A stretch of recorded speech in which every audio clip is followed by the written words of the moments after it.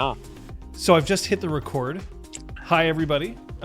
Once again, I am here with Scott Humphrey, and we're going to be creating a character for our upcoming Dragon-Blooded Academy season, which is happening at the very beginning of 2021. Yeah. I'm very and I'm really excited about it. I'm very excited because it means that I get to play with two books whose combined weight is 4 kilograms. We have my we God. measured just extra thick. Threw that on the on my kitchen scale just to be like, I wonder. Yeah, and it almost broke the damn scale. So there you go. Surprisingly heavy. So it's a book, baby. 1/5 the Liz's. Oh, yeah. Oh, it's true. Oh man, that was a good time.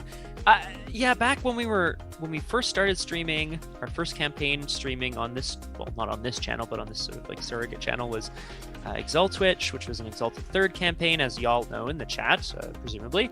But even then, we were so excited by this new core and like how much material was in it, and now there's like supplements to that. There's even more content for this game. It's fantastic, which is so fabulous.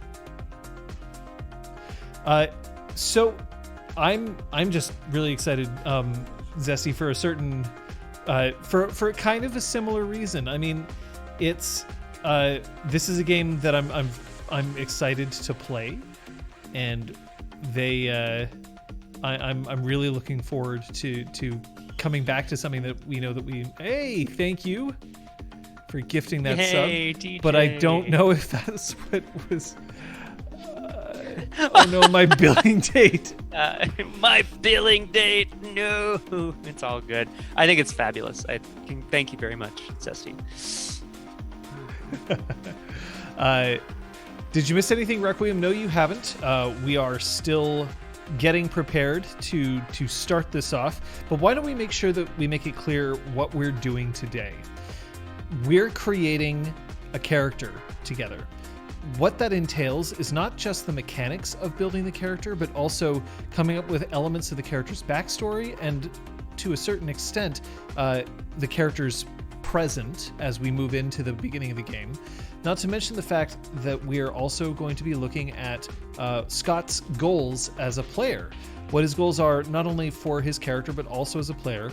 This is stuff that could take place during a session 0, but it is important while we're creating characters. So we are going to go over some of that now. And then when we have our session 0, then we'll kind of have that discussion as a group, as all of you together. But this is specifically for you, Scott. There is no obligation for you to worry about any of the other players right now. That's my job to make sure that you're a cohesive unit. Right now, what I want to know is what you want. I will also point out that nothing about this character creation is set in stone. As you know, when we build characters, you are allowed to make changes to your characters after 3 sessions of play. If there's anything that you didn't realize didn't work the way that you wanted it to, or once you start playing the character and get a feel for their personality, that maybe there are some things that need to be changed, elements of your backstory, all of that is fair game. So nothing here is set in stone. You can even throw the entire character out and start fresh if you wish, just because that it's more important that that's what you need. If I hate it. Or if it's not working. No, I don't even mean. Yeah. We are going to be using, for this campaign, the same website that we were using for Full Party when we were streaming on Beanduck's channel. We're using Lotcasting Atemi. So I'm going to bring that up now. Lotcasting Atemi is a way for us to visualize a character, and this is going to be updated as we play the campaign. So anyone who wants to take a look at the character, the specifics, can see it. It will all be listed here. However, I should also point out that what you are seeing is my I will be filling this out so that it shows up on stream, but Scott will also have his version, and his version is the definitive one. So we're going to be... You trying to steal Kate's emote there? I am. It's so meta. I'm doing Kate's emote from this channel. Requiem, that's a very good question, and let's pop that up. Because the characters are going to be attending secondary school. Now, secondary school in Exalted can mean different things than what you might know as secondary school wherever you live. Think of it as kind of university for Exalted. It means that there are different character creation rules in play. Characters will start at Essence 1, not Essence 2. They don't get bonus specialties or merits from their backgrounds, and they get fewer merits, charms, and bonus points. Not to a degree where they'll feel drastically underpowered, but to reflect the fact that they haven't yet kind of entered into the world of Exalted. Thank you, Crosshair, for your very fast kerblam. Your excellent service. That you managed to throw out there. So we've got now that is something that's actually part of the Dragon-Blooded book. This is their suggestion for characters who are newly hatched, as they're saying, people who are just sort of starting on their careers. Now, if I find that it's not enough, that we need to give them a little more oomph back, we will be able to make those changes. But for now, we're going to assume that you are starting with an Essence 1 character sheet. So this is just when you log into Lockcasting Atemi and you create a character, it just automatically gives you Essence 2 because that's what the default is for characters. So that will be changed. And in fact, shall we get into it? Are we ready? I'm ready. I don't even know. Like, I know you're in charge of how to run it, John. I wouldn't even know where to start. That's a lie. I'm excited. That's a lie. But so we are going to be editing the character. We're going to throw you down to Essence 1 right away. You're not Scott's character, too. What are we doing here? So we'll delete You're not that. Scott's characters. What the hell? What I will say that we should be paying attention to is, let's see first what you're interested in. What is the kind of character that you want to play? So we are playing in Exalted 3rd Edition. Exalted are all... Here, why don't you fill them in on who the Exalted are? Let's just drop you right in. Boy, the Exalted... And let's just make sure I know what's going on. The Exalted in general are are mortals who have been chosen by the gods to be their champions.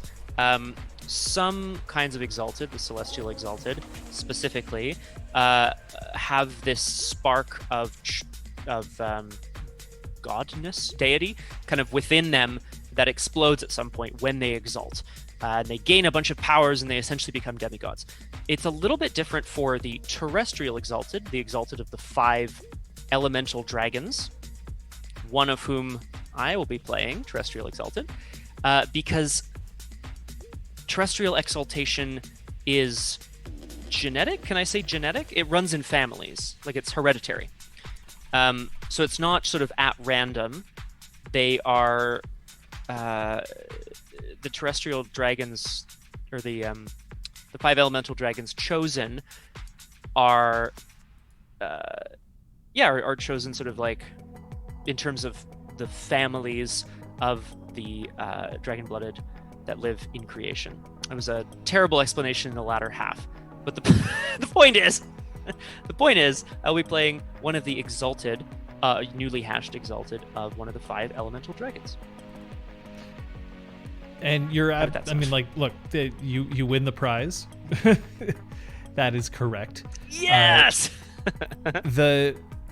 What I think is important for us to remember going forward, though, is that you are considerably more powerful than basically everyone who isn't Exalted. Yes. Kicking the door Air Dragon style, there you go, and your prize is to make a character. So That's what we have to look forward to. Now, with that in mind, you are playing one of the Terrestrial Exalted, and I am going to give a very brief, from the book, description of who the Terrestrial Exalted are, because I believe that that's important for everyone to understand. And you are the first person to create their characters. So, the Dragon-Blooded. To be Dragon-Blooded is to inherit greatness. It is to know that your parents were heroes and their parents before them in a line stretching back to the 10,000 dragons who fought for men in a world of gods and monsters. The Dragon-Blooded exude the talents and traits of their legendary forebears, trained from birth to sharpen their innate excellence into sublime perfection. If a Dragon-Blood's lineage gives her a great deal to live up to, then the breath of the dragons conveys the sheer might to be equal to that task. Terrestrial exaltation is the kiss of the elements. It challenges the Dragon-Blooded to cultivate the resilience of mountains, the patience of the river, passion like fire. Untamed, this power is little more than a chaos of the spirit. Wedded to a hero's cultivated excellence, it becomes the directed fury of the breaking storm. So there are 5 different aspects that you can choose to become one of the Dragon-Blooded. You have air, earth, fire, water, and wood. These are elements that don't necessarily define everything about you as a character, but it's definitely a place to start. And because we are looking at your general character concept, then it is worth my asking whether you have already picked this or whether we should come up with it as we move forward. I have already chosen. I was actually back and forth between 2 different aspects because I felt like they both kind of encapsulated the concept I was thinking of and how I wanted to play it out. But one of them was a winner over the other. And I was gonna say, like, should I just jump in? Or so, because they are described as like passionate and impulsive. Again, all people can play against type, but because it's the definition in the book here was passionate and impulsive, I figured a fire aspect would really kind of be where I wanted to go with this character. That was you're interested in playing a passionate and impulsive character. Indeed. All right. Well, then that means. Have you ever known me to do so? Well, okay, so let's talk about your previous characters. In ExalTwitch, you played Jorik, a Solar Exalted and Eclipse cast. What would you describe him as? I would describe him as, at his core, a negotiator, a power broker, someone who felt like the power of creation rested between powerful individuals, and that wresting control of that power in negotiation was the key to ruling the world, or whatever he wanted to do. And what about... Yeah, actually, that's a good question. Crosshair asked, what was your other choice? Water would have been my other choice. Also, I mean, they're all of the aspects are very dedicated to what they're trying to do, but water's described, at least my takeaway for it was, water will always get to where it's going to go, regardless of how it gets there. So it's adaptable, but stubborn, right? In a way. So if we're looking at your character, you've chosen a fire aspect. Why don't you tell me what you have in mind for this character? Okay, so also, I usually have like character kind of jumping off points. Oh, I have a name. Yes, I'm not I'm not sold on anything really, but I liked the idea of sort of not a deed name, but like one of those more evocative exalted names. Right. So currently, John, I'm looking at if you'll allow a nice long name here, I'm looking at Pyres from Kindling. Yeah. Pyres as in Pyres. You bet. So Kind Pyres of from Kindling. brings to mind. Yeah. Mm-hmm. I think we can work with that. That's a name Kind of that's a brings to- little closer to like Lunar's than, but like I think we can absolutely see that, because I mean we have examples of different sort of names that we've kind of come up with. Look at this outcast shit. God damn it, Elizabeth. I am super happy to talk about naming conventions and stuff, but you know, that can be a discussion for a little later. So the crosshair suggests like a name, Kindling Pyre. What's in a name? Poulet Okay. from Kentucky. So I it's was something- thinking about that. Oh. It's something that we can work with. Pyres from Kindling is a like I can see like the dashes, like the hyphens between each thing, and that would make it far more of a deed name. I suggest Embers Renewed. One thing that I will point out, Zesty, is that the events of ExalTwitch have not occurred and are not canon in this campaign, and I say that definitively. At most Right you may see cameos of certain concepts, but like the characters won't come back. The character the what they accomplished will not come back. They're just gonna, there might be a wink and a nod, but they're not canon, so that's just something we have to hold on to. So let's keep Pyres from Kindling for now, and we'll figure out whether that's going to be where we'll keep it, because also you have a house, right? So, or you may have a house. So why don't you tell me a bit about Pyres? What are you thinking about him right now? So, like, my jumping off point, as I'm sure I've discussed on many occasions before, I usually have like character, you know, I usually have like inspirations that I draw from in terms of characters, and I say, oh, this part of this person, this part of this person. I won't go into that right now, but the core concept of what I wanted to try to take on was a young exalt who has to live up to expectations of being a great warrior / leader. So whether that's a general or a captain or, you know, what, a fang leader or whatever. But despite this expectation, dreams of doing something different, something even greater than that. So I kind of envisaged someone who, you know, had been trained for combat from birth, you know, through the training, because that was the expectation. But somewhere deep down, he like really is dreaming of something other than that for his life. So in terms of other than that, is it that he does not wish to fight, or is it that he just doesn't want to only be defined by his combat ability? Exactly. I think, the latter. I think that I can see that perhaps he's living under the shadow of an older sibling or a parent or a relative of some kind, you know, someone within his house who made a great name for themselves, and knowing that that's the path that's laid out before him, he knows that he's destined for something other than that, perhaps as well. Kung Fu Fenders, it's because you get to pick your name. Very simply. Truth.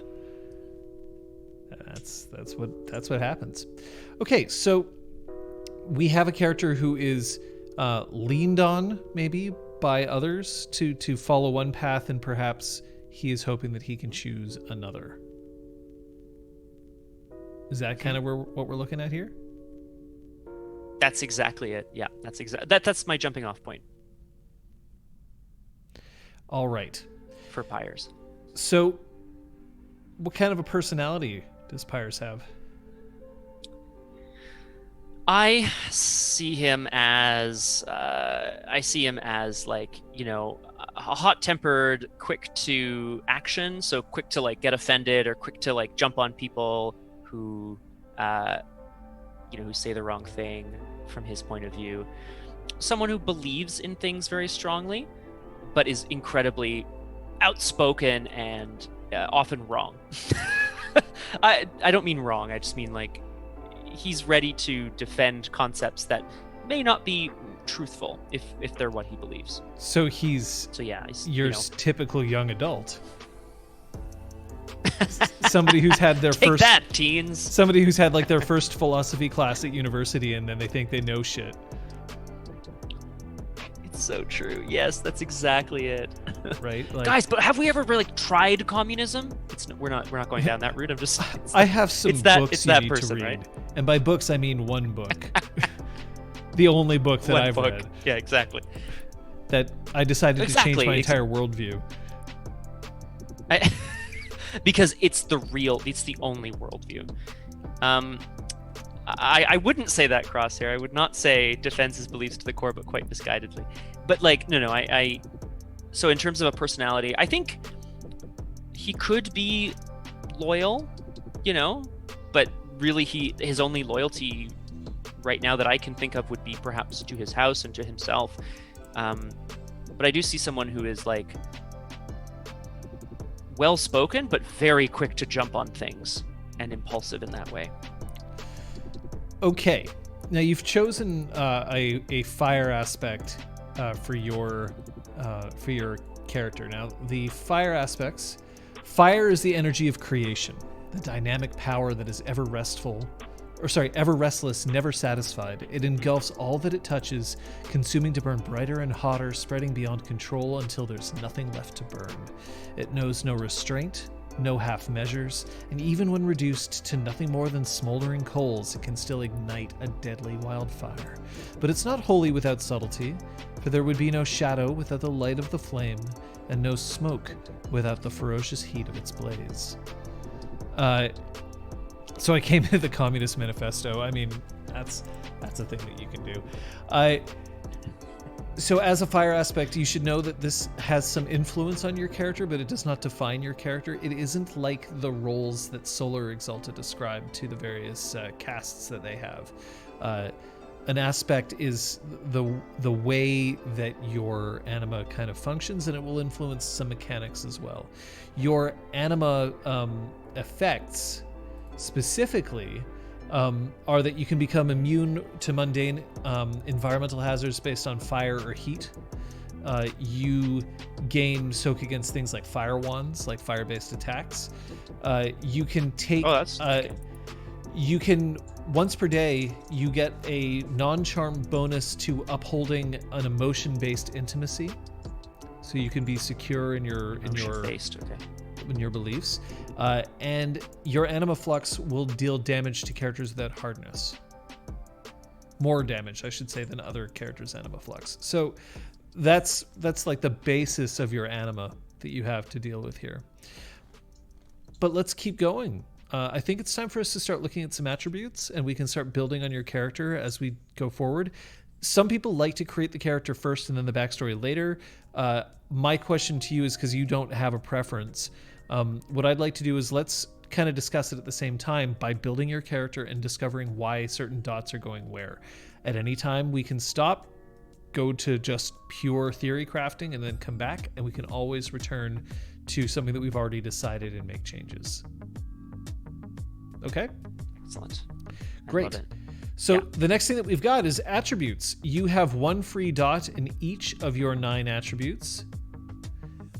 Strength, dexterity, stamina, charisma, manipulation, appearance, perception, intelligence, and wits. You have 8 dots to distribute among the primary attributes that you've chosen, so either physical, social, or mental. You then have 6 and 4. Have you already chosen where you want to put your character? Do you know which one of these you want as your primary attributes? I do, and I want to just talk out. I just want to talk it out because I want that. I want the logic to be clear, just so that we're on the same page, John. Just to, because then it'll also help me understand where I'm kind of coming from with the character. I definitely think that he's not a particularly good student, like perfectly average, but not the best at studying, shall we say. So I would put his mental attributes as a tertiary thing. Right. So what I've decided to do is go for social first, physical second. The reason for that being, despite having been trained as a warrior and as a commander, I feel like his natural talents should be something other than the physical, which is what's leading him to believe that he has a different destiny or a different path to follow, if you will. Makes sense. So I went with social first, physical second, and mental third. Have you already figured out how you wish to distribute your dots? Yes, but I'm always back and forth. I'm such a sucker for taking like a 1 or a 5, as you know. And I haven't as of right now, but like, so why don't we drop what you have in and we can talk about it. So where are you at right now? Okay. Where I'm at right now, should I go left to right or like primary? We're gonna go physical, social, then mental. So strength. Fantastic. Strength 3. Dexterity 3. Stamina 3. Charisma. Very exciting. 4. Manipulation 3. and appearance. 4. Mental, so your perception. 2. Intelligence. 2. And wits. 3. All right. So it's a relatively like balanced profile, I would say. I mean, remember that you're always going to have a better profile on average than any NPC. So yes. Somebody who is headstrong and passionate about things, I get the impression that that's kind of a little less about manipulation and more about like the force of your charisma. Because maybe you're also not necessarily, the way that you were describing it, I'm getting the impression that you're not necessarily that good at convincing other people in an underhanded way, and that you'd prefer to just be like, but this is the way it is. But maybe I'm wrong about that. No, I like the idea of, if fire is sort of the element of like passion, then I love the idea of trying to convince people of things because feelings, or because of these intangible emotional things, without having any underhanded manipulative tactics for doing so, right? If you try to convince somebody to help you and you guilt them into doing it, that's manipulative, right? Whereas if you try to convince somebody to help you because it's the right thing to do, or you'll feel great, or whatever it is, I feel like, that's more probably in the realm of charisma, depending on what it is. That's fair. So what we can also look at, if we look at your abilities, sorry, not abilities. If we look at your attributes, we have here. Let me call it up here. So charisma represents your ability to express and articulate your beliefs or commands, to convince others to see things your way or to follow your orders. Whereas manipulation is your innate talent for deception, passing off lies as the truth, or simply telling people what he knows they want to hear. So you were saying that you like having characters with defined strengths and weaknesses, right?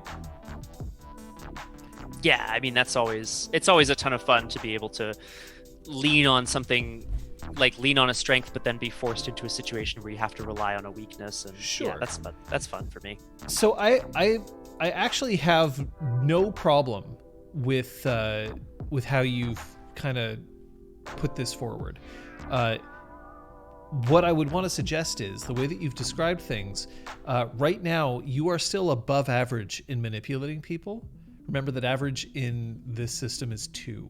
That is human baseline average. 1 is deficient, 3 is exceptional, 4 incredible, and 5 is the limit of human ability.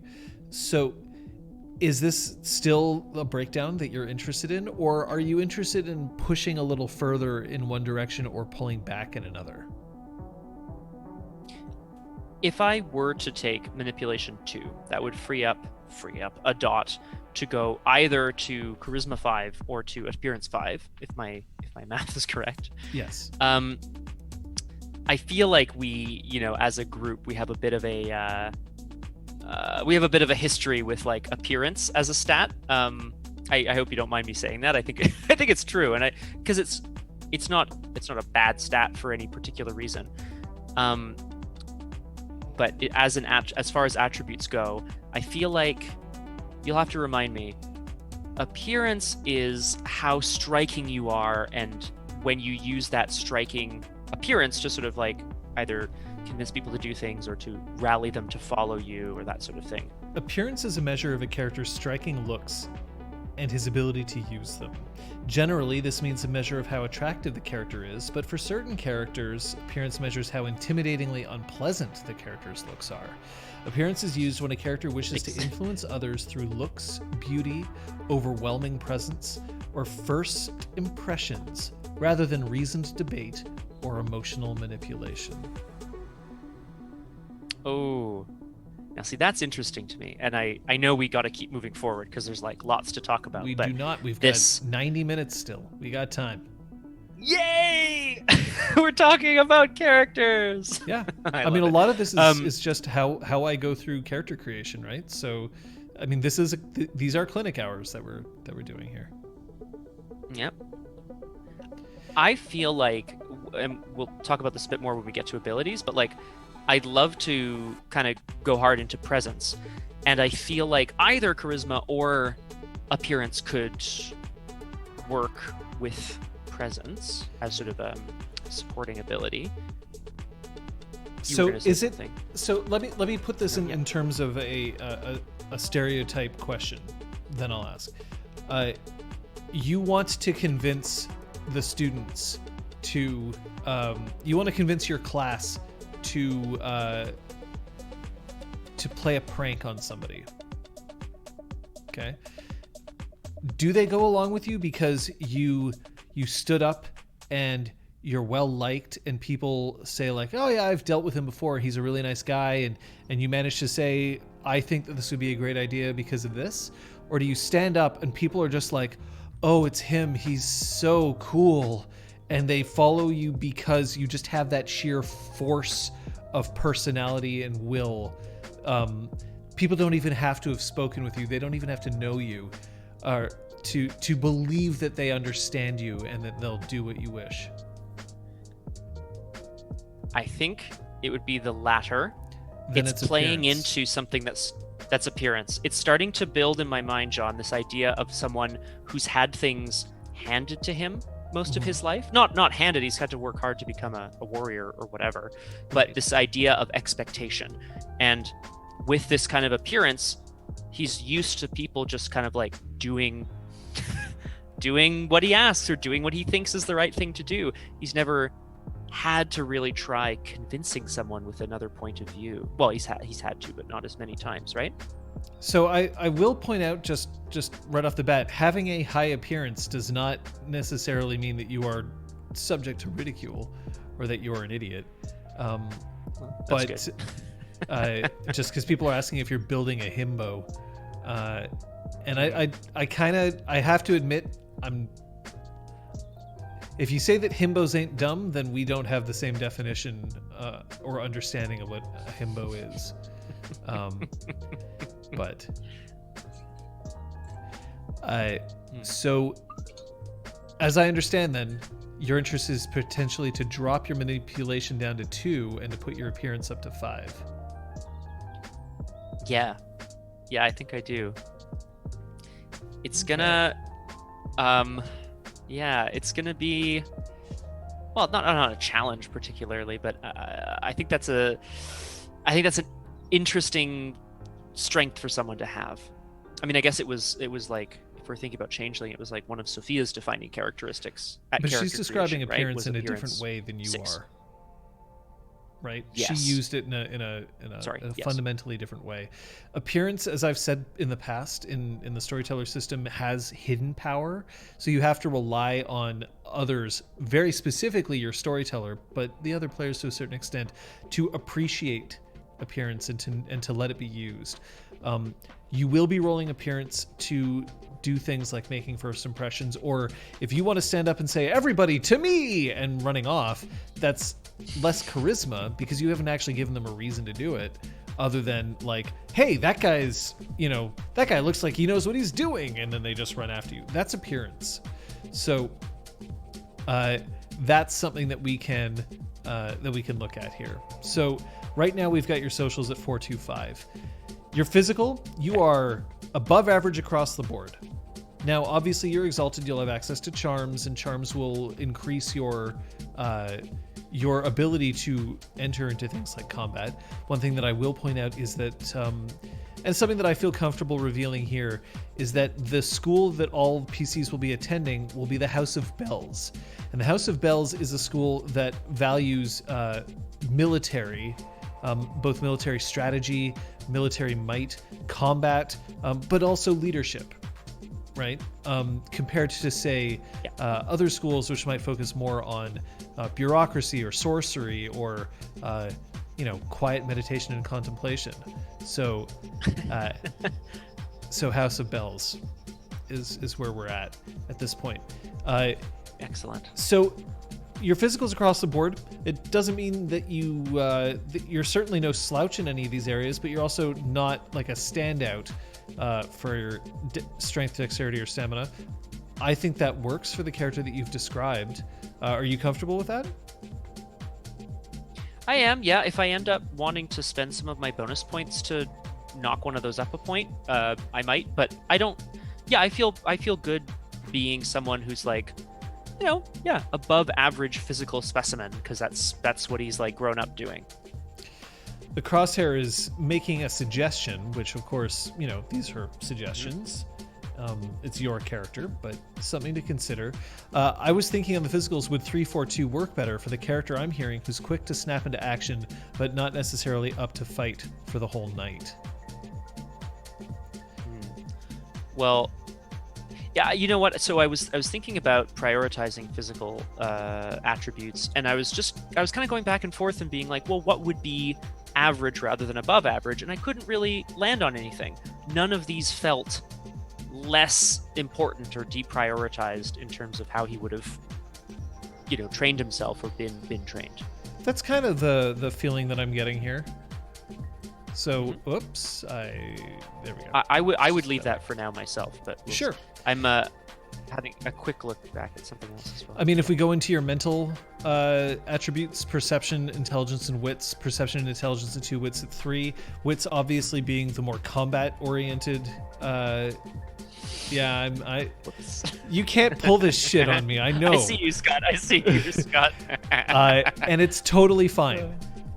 One thing that I do want to say is that obviously you're basing a lot of your decisions on the character that you want to play and role play, and that's great. But playing the game is also a very decent choice to make. So I don't see any reason to make any changes here unless you do.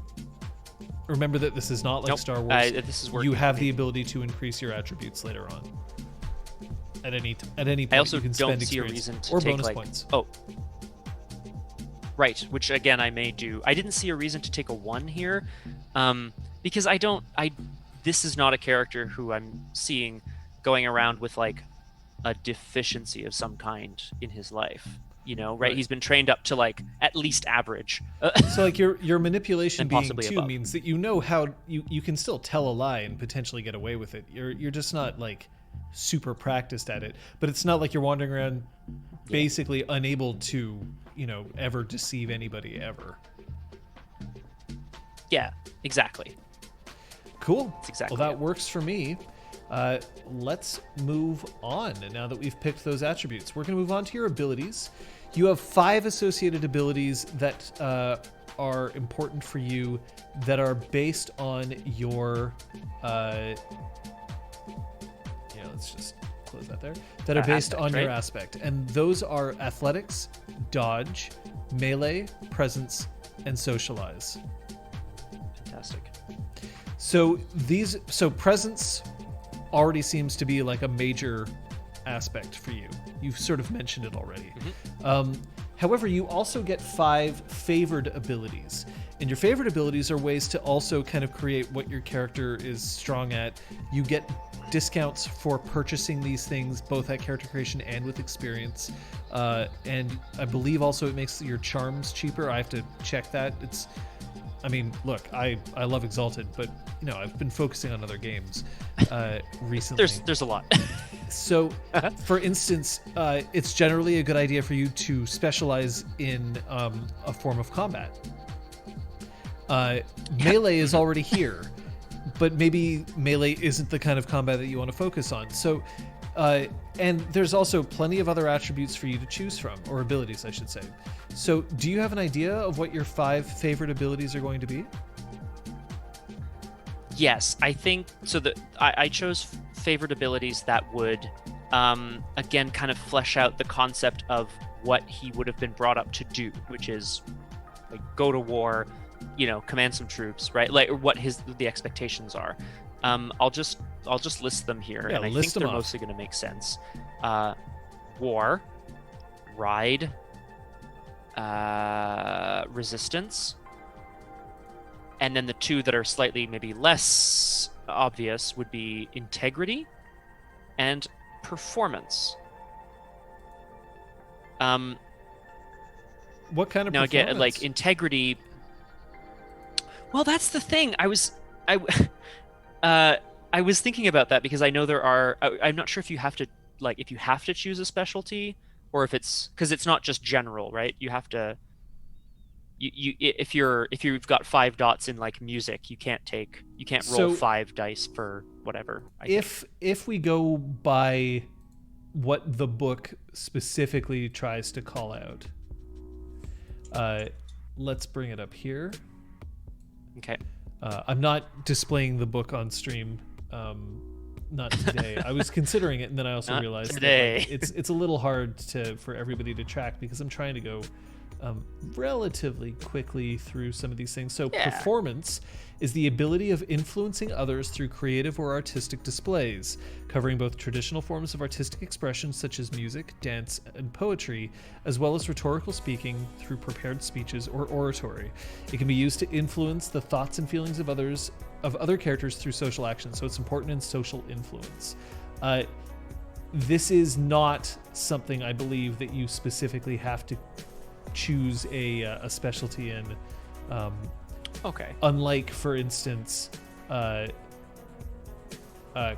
craft, because in craft you have to declare an area of expertise. You do not have to do that for performance.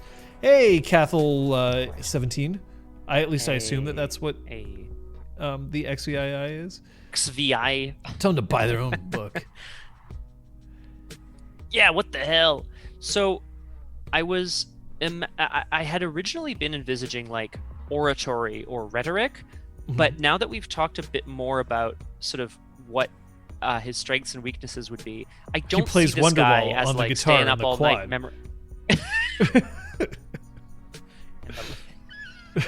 and the other students love it. Yes, it's tough. Like, I don't see sort of rhetoric or oratory working particularly well unless it's like off the cuff, just speaking from the heart or whatever. Right. So why don't we go over your abilities, and then we can remove performance if you find that it's not really your jam, and find something else. Okay. Does that work? Cool. That works for me. Yeah, because I was just quickly looking through the other 18 abilities. None of them were like, oh, I should take this as a favor. This feels right for me. So yeah. All right. So you are going to get to pick right now 28 dots among your abilities. Every ability starts with no dots. You can't put them above 3 dots right now. Later on you can after spending bonus points. You can never erase them higher than 5, or at least at this stage. And all of your favorite abilities have to have at least 1 dot. So do you want me to keep performance in as a favorite ability for now, or do you want me to remove it? No, let's keep it. Just because I can't think of something else that I'm like, oh, I need a dot in this that's not already favored, but we'll see kind of where we get. So I'm throwing 1 into war, into performance, into integrity, into ride, and into resistance. So we know that we have to have those. Have you already determined like your spread? Yes, I have a spread chosen. All right, for now, why don't you and just list them I out can to me? Suck it to you. Suck it to you. Here we go. So 2 each in athletics, awareness, and brawl. Okay. 2 each in dodge and integrity. Yep. 1 each in linguistics and lore, which I'll maybe come back to. Sure. 3 in melee. Yep. 3 in presence. Yep. And then I had done 2 each in performance, resistance, ride. Yep. That's a lot of dots. And then 1 each in socialize and throne. And that leaves 1 more dot for war. And I believe that is 28. That puts you at 27 by my count. What? Athletics 2, awareness 2, brawl Okay. 2, dodge 2, integrity 2, linguistics 1, lore 1, melee 3, performance 2, presence 3, resistance 2, ride 2, socialize 1, throne 1, war 1. War 2. I'll toss 1 in there. Okay. So that's your 28. Now, let's have a look at where you are, where you're strong and where you're deficient right now. You are strong in melee and presence. Makes sense. Yes. Right? That feels right. That feels like my thing. Yeah. Those are your things. You're good at poking people, and you're good at getting people to like you so that later on you can poke them. Can poke them, right? Wait. Right.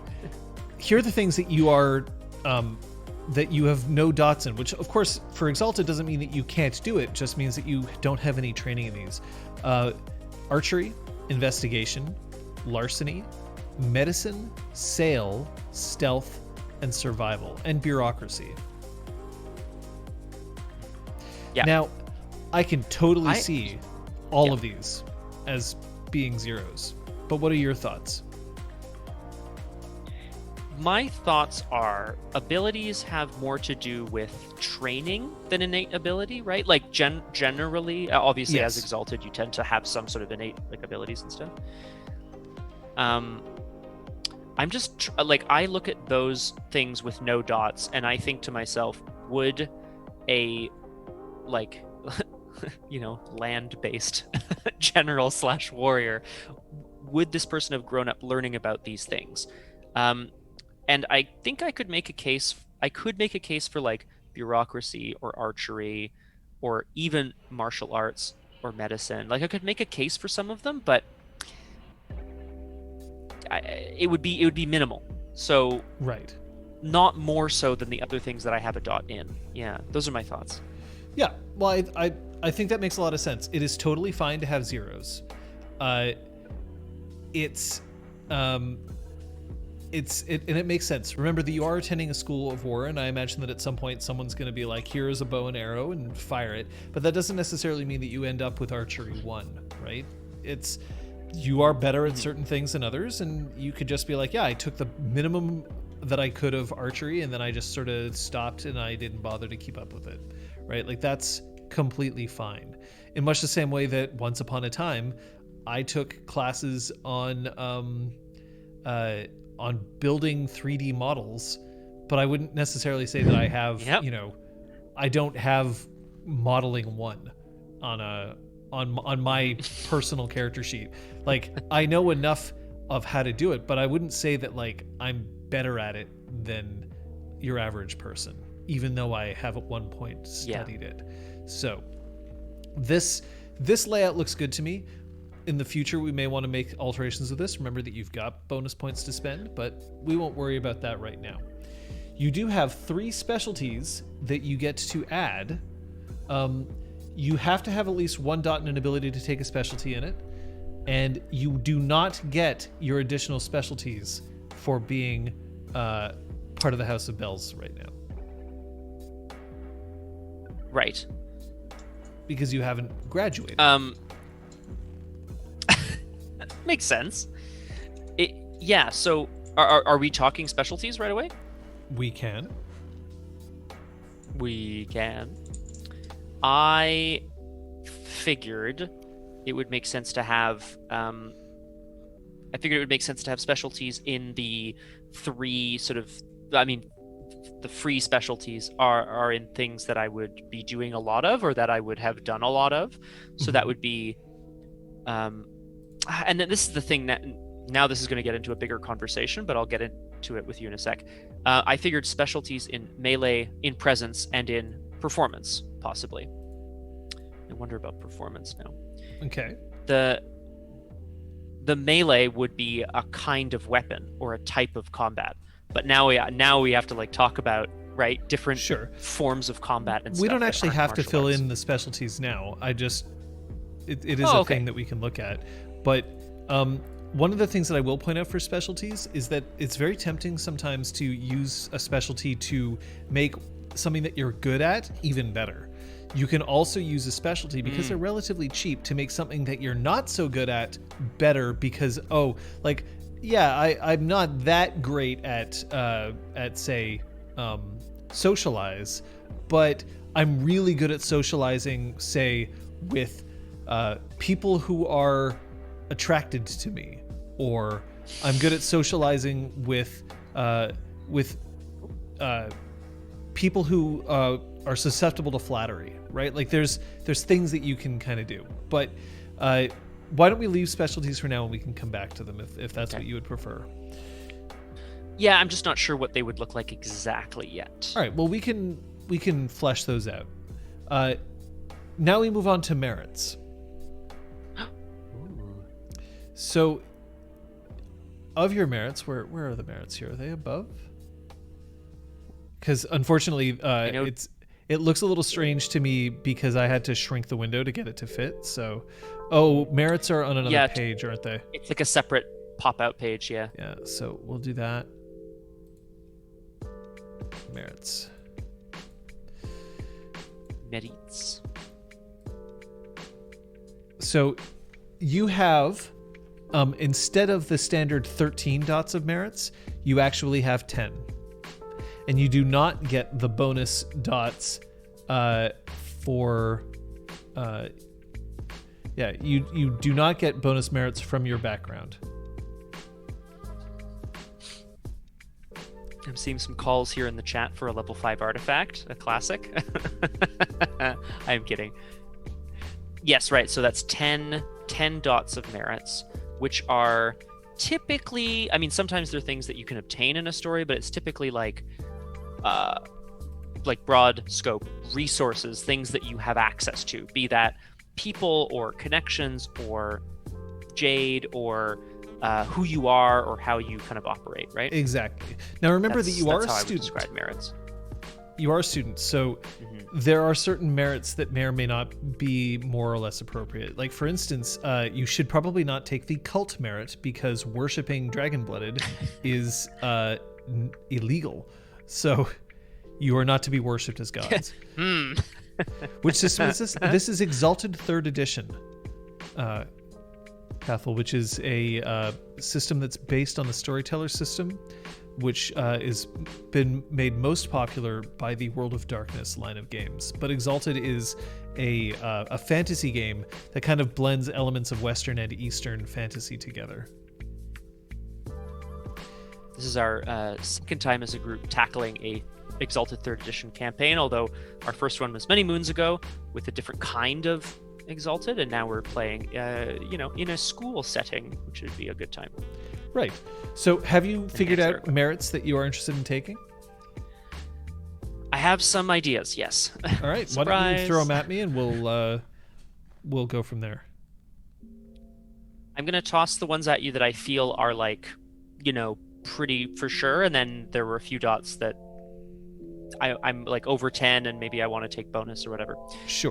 The new Dragon-Blooded merit, Strong Bloodline, was like really calling to me because again it feeds into this idea of it's like, he's from like the right family and like, his destiny is to do XYZ, right? So you're referring to well-bred.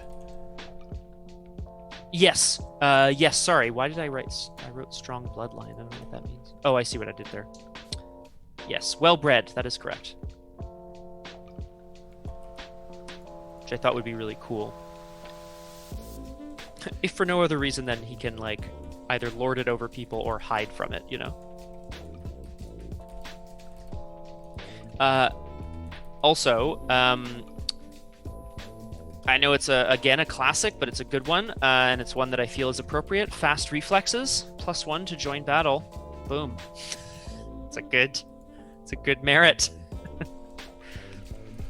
Sorry, I'm just finishing putting in well-bred for you. So that's. Oh, please, yeah. Oh, are you? Oh my God, yeah, you're copying in the whole thing. Good for you. I guess I don't actually need to because this isn't even the real sheet, right?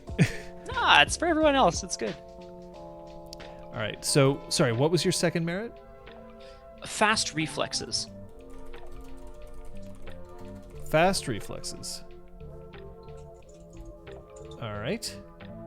I mean, that makes sense. You are a fire aspect, right? Like that makes some sense. That's best way to win a fight is to strike first, as some people would say, which I think is where I'm at. Another two like combat-esque merits that I felt were appropriate. Sure. Ambidextrous, which is a 1 dot. It ain't merit. Sure is. I think it just gets rid of. Yeah, there's a 2 dot version, but I was like, nah. So you only want you don't suffer a -1 penalty to actions using your offhand.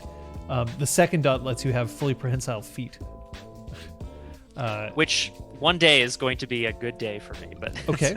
Not today. And also the 1 dot merit quick draw. Did Jorik have the 4 dot version? I can't remember now. Quick draw 1.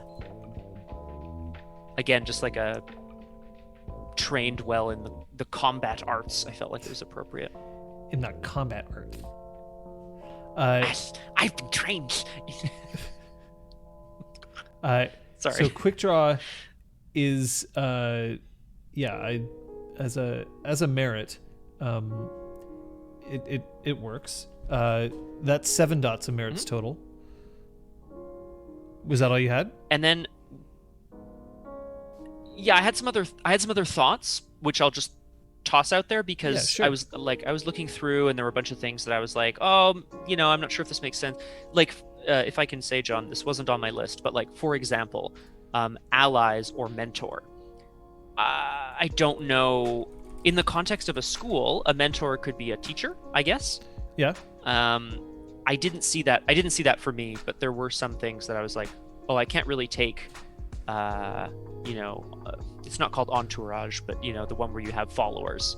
It's like I don't think I could take that in the context of a school. But what I was thinking, you can take followers, in that they're like students who will basically follow you, who have already decided that they're like right all up there with you. Yeah. The one that the stuff that kind of drew my eye, so I don't know. I was thinking maybe danger sense and maybe resources, but like I don't know. Resources would probably be like a stipend from your house, but then again, if you're a student, do you need any money at all? So resources can actually come into play because you are not necessarily always on campus and can never buy anything. In general, you're not necessarily going to need to like buy your food or anything like that, but resources also doesn't particularly cover those. It's the kind of thing that if you're ever like, oh, we're going to go on a trip, we just have to hire somebody to sail us out to X place or whatever.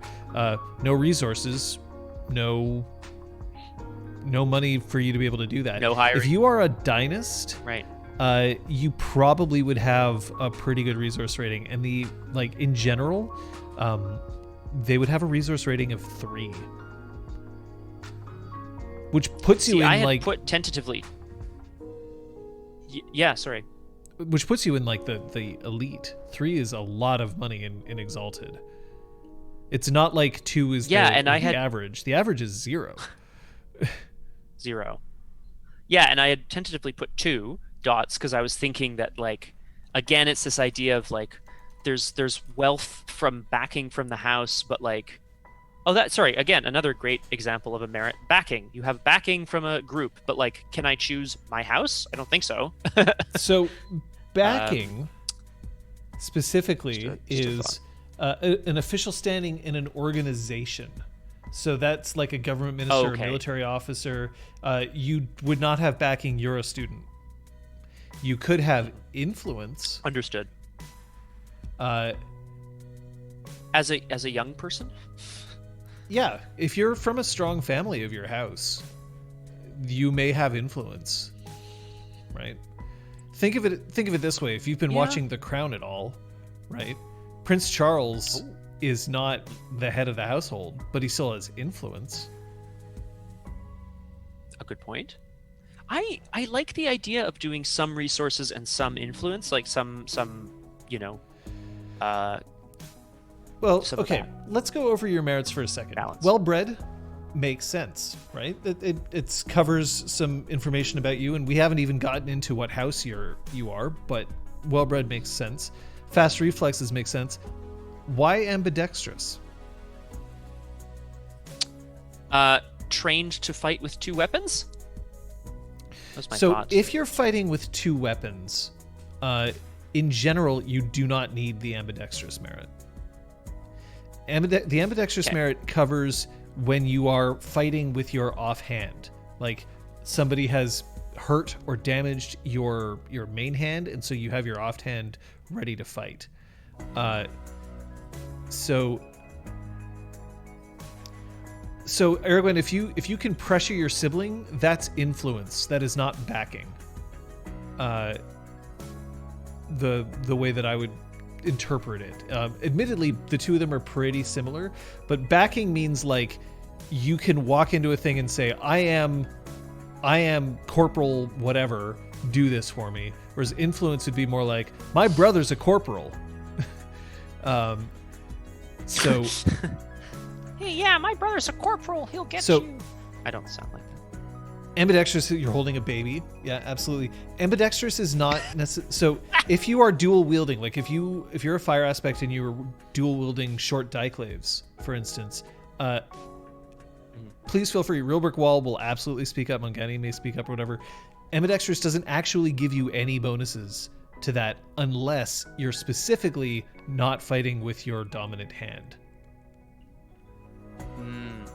Right, because you would use your non-dominant hand primarily, I imagine, to like block or feint or whatever, right? If you're wielding a sword in each hand, there isn't actually a mechanical benefit compared to wielding a sword in one hand unless it's specifically mentioned.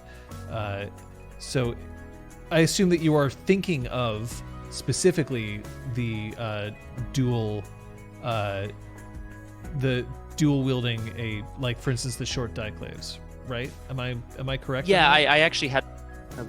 I hadn't looked into like weapons so much as of yet because I wanted to sort of pick something cool. So short diclaves. Purchasing this artifact gives the owner a pair of these weapons. They just have the same stats as if you only had one. Okay. This makes me curious about the stat at all, the merit at all. Then it's I guess in the literally sense of like, your right hand is tied behind your back or whatever. Yeah, it's not a very good merit. Is partly what Mongani is saying. Real Brick Wall, I would say that if you had like in one hand you had a spear and in the other hand you had like a rock and you wanted to throw one of them, but you specifically are like, I'm going to throw the rock, and the rock happened to be in your offhand, then I would say, yeah, you suffer the penalty if you don't have ambidexterity because it happens to be in your offhand. Otherwise, you'd have to do like the whole, which you could make that play for anyway. But I personally would say you haven't given me a compelling reason to take ambidexterity. Like, look, I've trained in 2-weapon fighting. Yeah, like you have a little bit, but like I've trained in 2-weapon fighting and I am not ambidextrous. Yeah. But it certainly doesn't mean that my left hand. No, it's a good point actually. So I would suggest that we take ambidexterity away. And if we take ambidexterity away, we Cool. can give That you, frees up a merit. Yeah. we can give you resources too, which is like we haven't given you the full stipend, but we're still giving you like a stipend. You definitely have money to play with, but then we can also give you influence in your house. Yes. Does This that is seem very like cool because I'm starting to sort of. It feels fantastic. Yeah, it's like I'm starting to construct this vision of a character who's got these pressures on him to go and do something that might not even be clear to him what it is for the house. It's like, go make a good impression. He's like, what does that mean, a good impression? real quick? Well, yeah, exactly. Like I picked the one thing in which I might be like, well, yeah, that's the way they asked it, but like that's thrown is like the only way. So I put influence house. We even have to discuss your house, right? But do you want that rating to be like 1 or a 2? Are you like especially important in your house? No, I mean not that I kind of saw, but I think some influence would make sense. Perhaps just 1. Okay. Zesty, I will point out something that's interesting about the dynasts in for Dragon-Blooded. It's a matriarchal society. It is not a patriarchy. That's not to say that like men are treated as poorly as women are treated in many of our societies today. But it's more like if you are marrying the heads of households are supposed to be women, and in general are. If like women tend to make the more of the decisions, but anyway. So this leaves you with 1 dot left. Now, one of the things that I would say is that you haven't selected like a weapon at this point. You don't necessarily have to have a treasure, but it is possible that you have inherited weapons from your family that may be artifact weapons. I don't know why, but I actually hadn't even considered that. Could you theoretically? I'm just looking in the core here. Mm-hmm. Artifact is rated from 2 to 5. Can you take a 1 or no? That's No, but you do have bonus or points to spend. We could make 1. Oh, that's true. No, in general, artifacts that are level 1 are more like wonders. They're not that big a deal. But yeah, so here, let me throw up artifact here so that I can just let you know. So artifact, it's not a bad idea, is a minor wonder with limited but still supernatural usefulness. 3 dot artifacts are basically what people think of like diclaves would be like a 3 dot artifact most likely. 4 dot artifacts and 5 dot artifacts, people most likely would not trust them to you. You'd have to give me a very good reason to be able to carry a 4 or a 5. But a 3 could indicate that you have a pair of, like, if it was the short diclaves that you were interested in, 3 dots in that would give you those. Okay. Like, because I haven't decided what the bonus points are going to be spent on as of yet, I'd love to plug that in as a 3 dot merit. That'll be two of my bonus points, I think. I think they're 1 each. So far, yes. Now, but you haven't spent any. Merits are 1 per dot, right? Yeah. Right. So this puts you at 12 dots of merits. Yeah. So then you are at 2 bonus points spent, but that's totally fine. Nothing wrong with that. Yeah, gotta spend them on something. Absolutely. So if we go back into here, so that's 2 bonus points spent. But remember, we can always go back, remove things, or add things if we need to. So yeah, you're good so far. So let's move on. Technically, at this point, then we would be looking at charms. Now, charms. Obviously, charms are very complicated. There are a lot of them. We don't necessarily have to pick them. So instead, what I'm going to ask right now is, do you have an idea based on your abilities? Because remember that your charms, Dragon-Blooded's charms are tied to abilities, unlike some of the other Exalted types where they tie them to other things, like some are tied to attributes, some can be tied to I mean, there's a lot of different ways that it can be juggled, and obviously we don't actually have the rules for all of the Exalted yet. But Dragon-Blooded, it's tied to your abilities. So, do you have an idea of abilities where you want to focus some of your charms into? Yeah, I would imagine. I'm just checking one thing super quick here. Totally. See it. That's okay. I would imagine in terms of combat, they would mostly probably be in melee, dodge, maybe probably not thrown. So probably melee and either dodge or athletics. Mm-hmm. So in why terms would of you pick social dodge? charms, I would imagine. Oh yeah. Why would you pick dodge? Why would you pick dodge? Sorry. No, it's just like melee. You've already made clear. No. It's just the way it was. Yeah. So why would you pick dodge?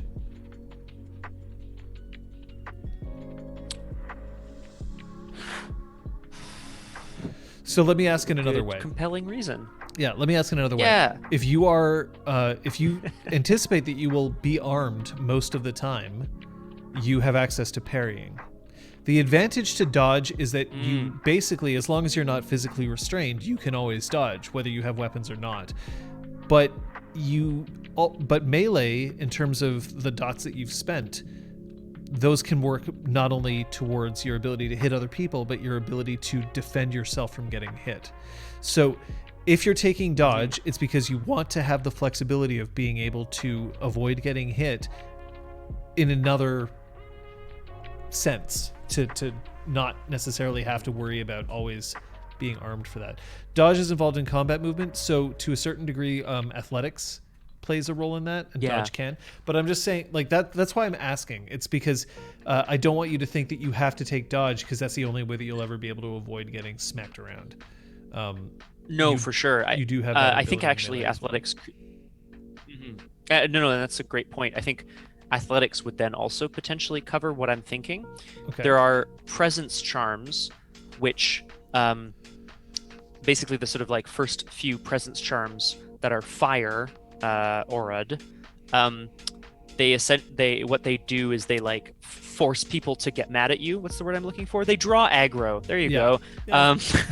And the ability to parry or jump away or flip over them or whatever, which would be pretty cool.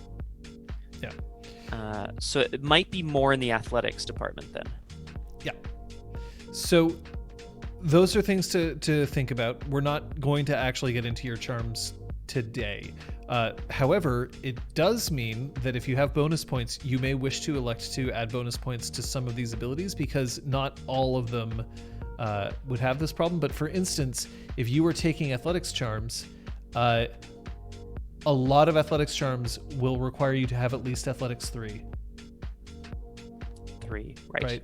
Like the first Right. effortlessly rising flame needs athletics 1 and essence 1, but then immediately the rest of them all require athletics 3. At least. Damn. Well, some of them don't. Perfect Okay. climbing attitude requires athletics 2. But in general, most charms are going to demand a certain level. So it's just something for you to think about when you're spending your bonus points on abilities, because if, for instance, you also mentioned awareness charms, I believe, or was that somebody else? Maybe that was in chat. It was mentioned in the chat, but I mean, it's something I'm going to explore, certainly. Right. So awareness charms, there's a couple that do awareness 2, but then they go up to awareness 3. Awareness 3 is kind of like where you have a bit more options in terms of the charms that you're taking. So that is just a thing for you to consider.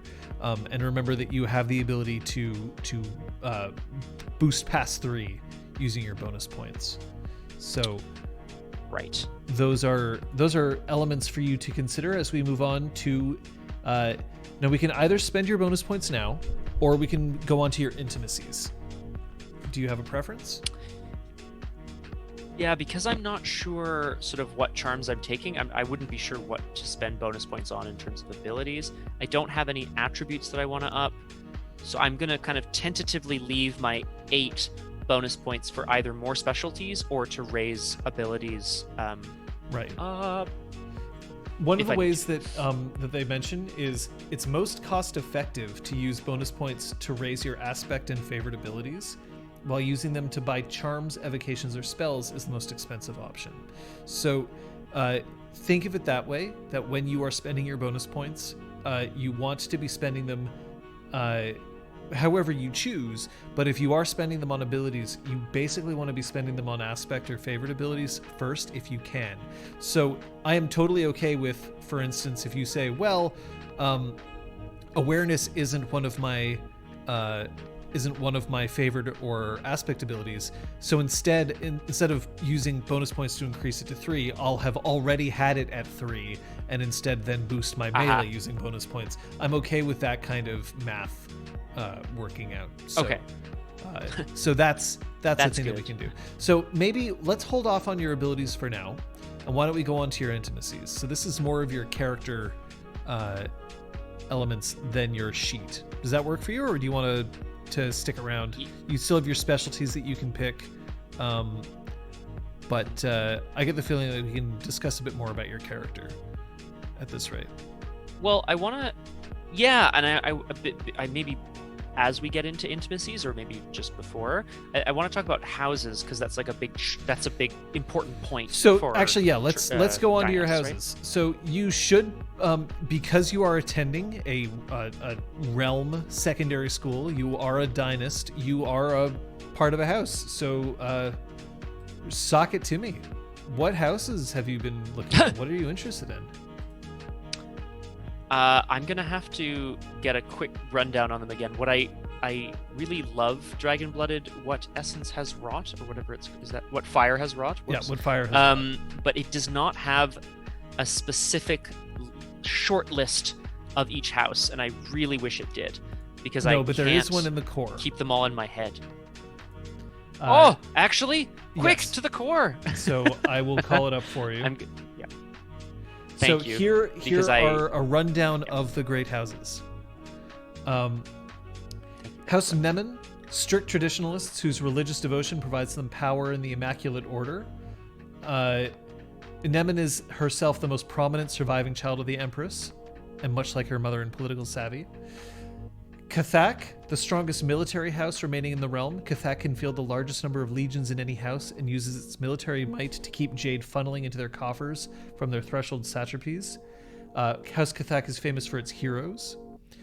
Regara is the chief economic powerhouse of the great houses and a rival to the guild and many realm satrapies. It controls banks, insurance brokerages, innumerable markets. Pelops, the realm navy belongs to the disciplined Pelops, so I imagine the Pelops is right out. You don't have any sail. Yeah. Sessus, derided by the other great houses as brutes and thugs, the ruthless and savage Sessus are the second most powerful military house in the realm and deeply allied with House Sinus. What they lack in subtlety, they make up for in brutality. Venif, the youngest great house and most favored by the Empress before her disappearance, the eager and clever Venif managed the mercantile navy for the Empress along the inland sea. Sinus, a mighty economic force, the decadent Sinus trail Regara in raw economic power but make up for it because of their ties to the guild and their stranglehold on the Blessed Isles slave trade. Ladal, famous for its staunch support of the Immaculate Faith, Ladal has eyes on the swelling unrest in the threshold rather than the throne. Nellens is widely derided for its weak blood, but makes up for it with political and economic influence within the realm's ministries. Tepet, formerly one of the most powerful and honorable military houses in the realm, Tepet's legions and many of its dragon-blooded heirs were slaughtered in a doomed campaign in the north, and now it's a dark horse struggling to climb back into power. And Ilesi, in disgrace and officially dissolved, the Alessi maneuvered against the Empress in a doomed power play generations ago and now survived by her sufferance. Disregarded by the other houses, Alessi has spent decades cultivating a massive intelligence and assassination network, both in the realm and abroad in the threshold. So what you have described so far to me, what sort of reaches out to me, I can see at least 2 or 3 of these houses. What's something that you have thought of? Mm-hmm. Cathak jumps out to me as a house that would make a lot of sense. It's a military power. It's one that is interested in maintaining its military might and therefore training new up-and-coming dynasts to do well in the world. Interestingly enough, also I think Tepet would be an interesting choice because for the same reasons, but like new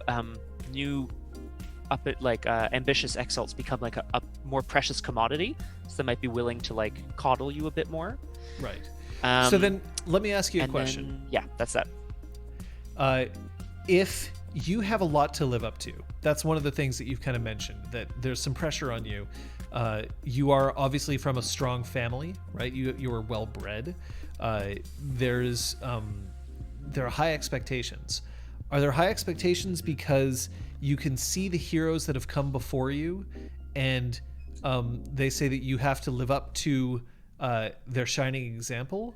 Or do you see the heroes that came before you and you have to live up to their example because we depend on you to return to greatness? Oof. Is it... That's such a... yeah. Is it we're awesome and therefore you need to be awesome? Or we need awesome right now, help us? I love both of those choices. I'm drawn towards the former, the idea of I'm drawn towards the idea of like, oh, of course you're great. You have to be great. You're of House Cathak, I assume is the one that you're referring to there. Right. Yeah. So, of those, right now we're looking at Cathak. Am I correct? Yes. Yeah. All right. That's what I'm thinking. So you are now Cathak Pyres from Kindling. Nice. It's a lot of words. Yeah. I would say that your name isn't traditional. That's okay. Yeah. If you wanted to be traditional, then I would recommend that you change it. But if you are fine with it, if you're with your parents having given you a specific name like this, that's not like, it's not like people would mock you for your name specifically or in general. I mean, obviously in a school, people will find anything that you're insecure about and then drive a massive stake through it. But if you're comfortable with that name, then that's fine. I'm gonna think on it because I might take like just the word pyre and work it into something else, right? Like I might find a different way to express that. Right. And I think that is another way to do it, because I do think that the word is evocative for you, and I like that. So you have influence right now in Cathak. I've just altered your merit to put that in there. So then with that in mind, let's go on to your intimacies. Yay.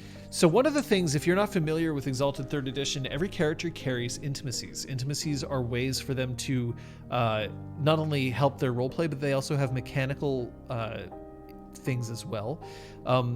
Intimacies help define what a character believes and how they feel about things, but it also is a way for you to get taken advantage of. Your intimacies can be a strength, because you can use them to resist others, but they can be a weakness because if somebody knows what you care about or knows how you feel, they can potentially use it against you.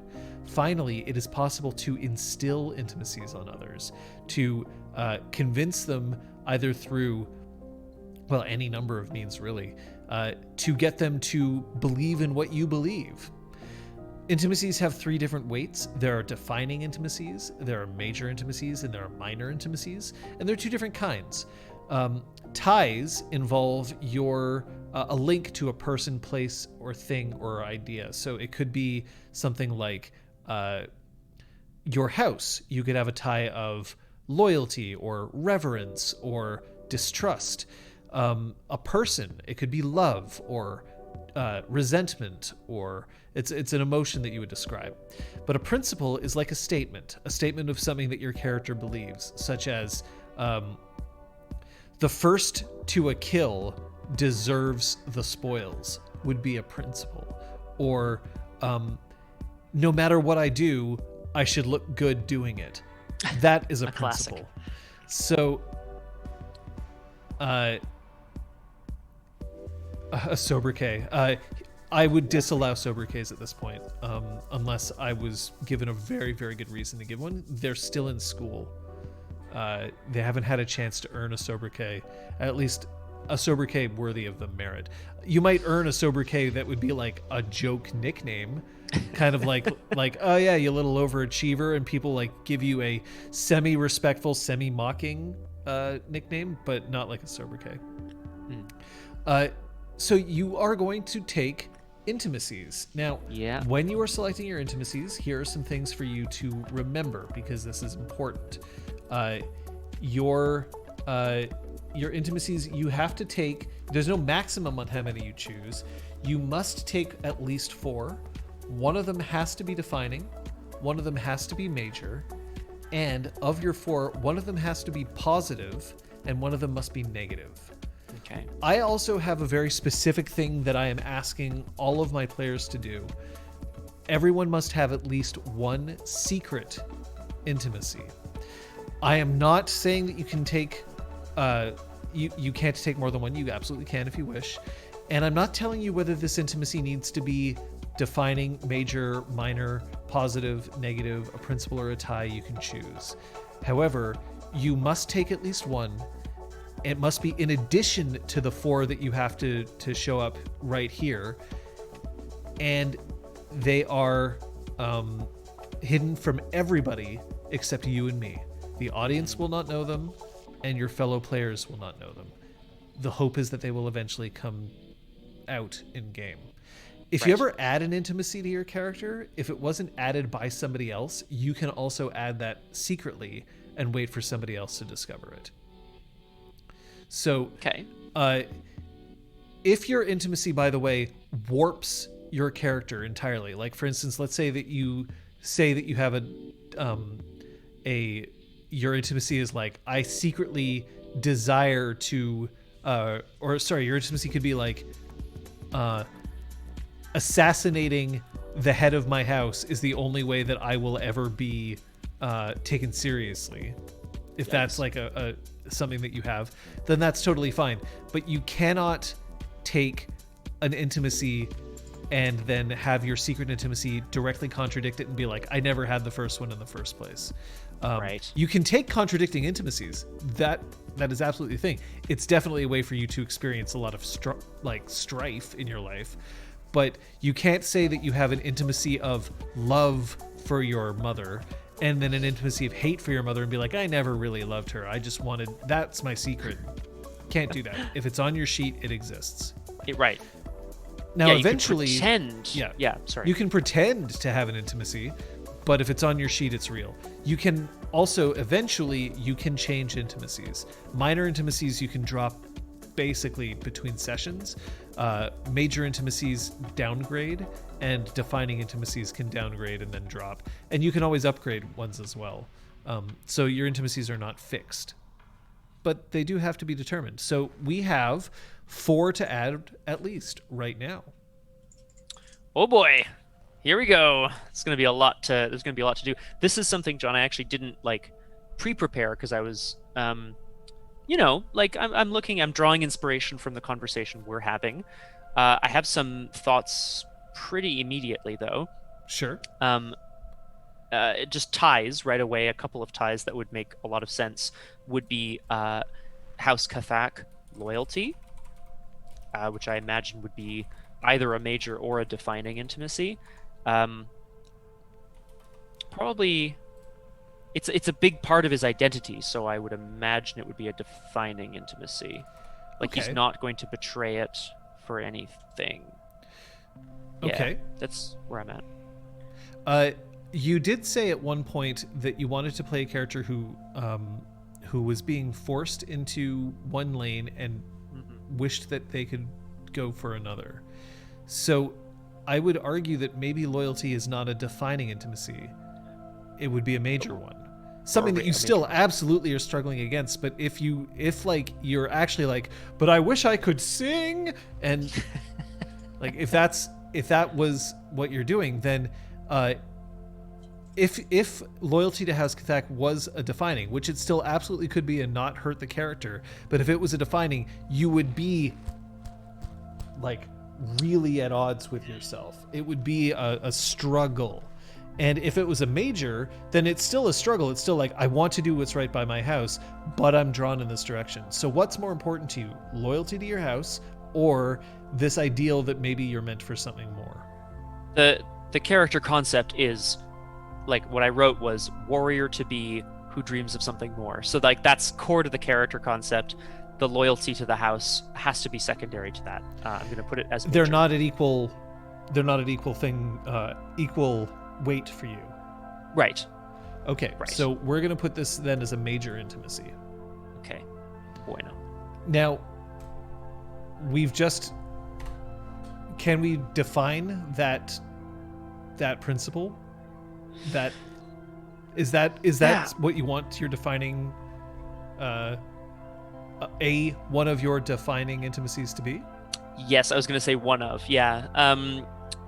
Yes, and I'm just going to, let's find the right wording for it, but it has to be something along the lines or something to do with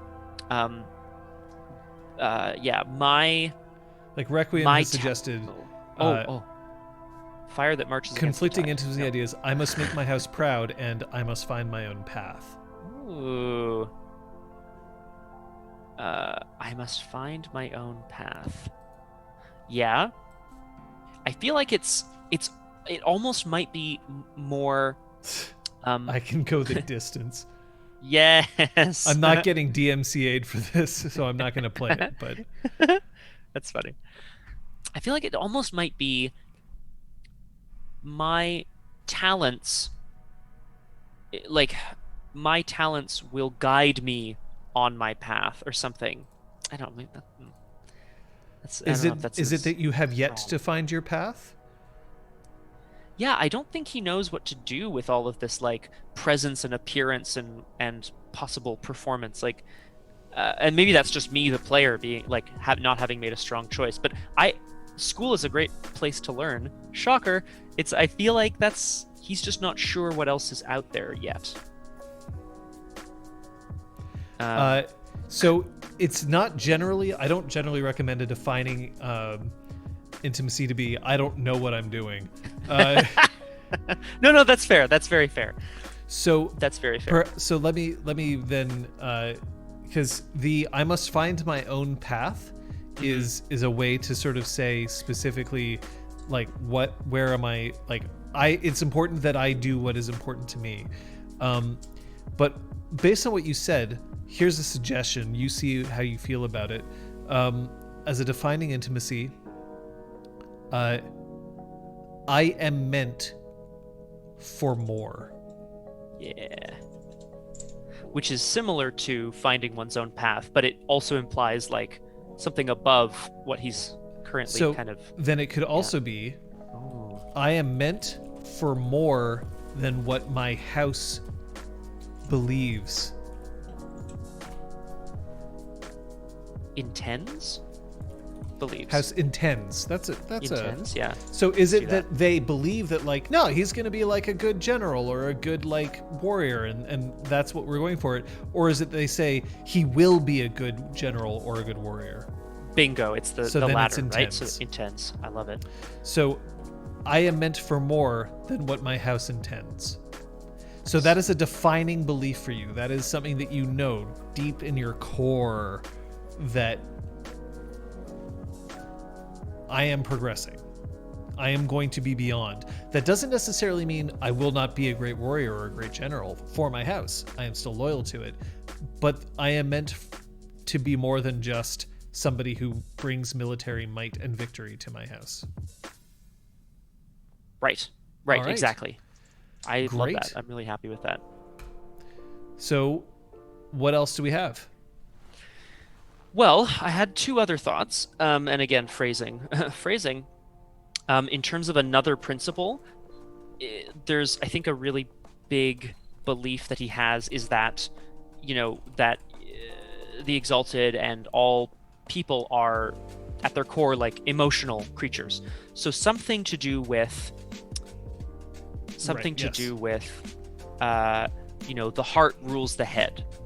Or something. It's a principle and it's an important one to him, because that's how he understands that people operate. So the heart rules the head. Yeah, and I'm sure there's a more interesting way of phrasing that sounds like more of a belief than like a principle. Philosophy. Okay. Let's see if we can tie this as an intimacy. The heart rules the head means that is it more of a like, I believe that it's more important to appeal to someone's heart than their logic? Rationality. Yeah, exactly. It has to do with his belief is that that everyone's emotions are more important, like that their feelings are more important than their rationality.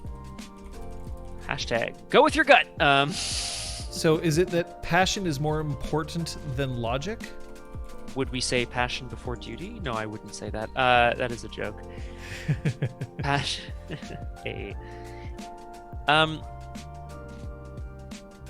Is it that it's more important than logic, or is it that you believe that to reach somebody through passion is better than reaching them through logic? Yes, so let's go down that path a bit more. Okay. I'm trying to find that like that really nice phrasing, but the idea is that I would rather change hearts than minds. oh, beautiful, John. Yes, sir. I'm writing it down. And is that a minor, major, or defining? I'm going to make it a major. All right. Now, let's get this over with. Remember that you can have more than 4, but you need a negative. And right now, you don't really have one. I would imagine that he has a tie to whether it's probably not a matriarch, but it's probably a specific figure in his family. Okay. That he resents. It's the figure from whom all this responsibility is coming. Okay. Now again, whether that's an older sibling or whether that's a parent, I don't know. Are your parents around? Now remember that in Dragon-Blooded culture, you are mostly raised by not your parents. You're mostly raised by like at first nannies and then nice. tutors. So because you got to learn all that stuff. Yeah, your parents are more like, it doesn't mean that your parents don't love you. It doesn't mean that they don't love you dearly, but the culture just states that they are handling their own stuff. They're more remote. To be too overbearing would be to smother you. Mm-hmm. So then perhaps it's this sort of like older sibling that's already kind of made a name for themselves in the Cathag like military. I'm not going to sort of like define anything about them right now because I just don't know who that would be. But we can. But like resentment of the older sibling. Okay, so let's give this older sibling a name, and we can always change it. Your older sister, older brother? Let's go with older sister. Okay, and your older sister, how much older is your older sister? Now remember, in general, you're not encouraged to have kids too close together, because when dragon-blooded mate, you kind of, that is when like that kid that you have is like, that's the potential for exaltation, and then your chance of exaltation drops and then goes back up slowly over time. Right. So within a decade would be a bit sort of unusual then? Let me find that. Sure, yeah. Just because that is in here. Let me try to figure out children. Naming conventions. No, consonant, vowel, consonant, vowel, consonant is the thing.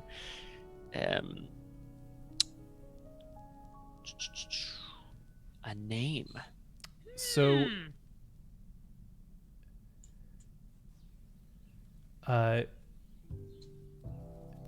let's see, what is the,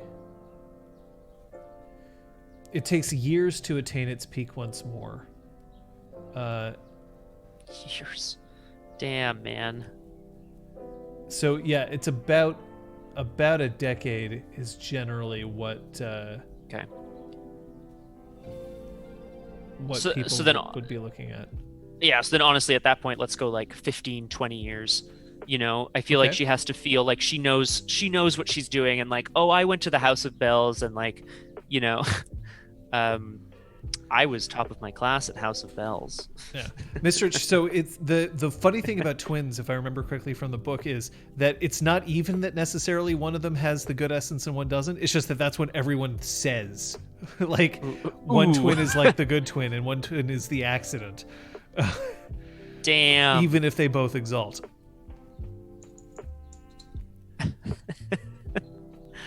So you're saying like a 20 years older than you?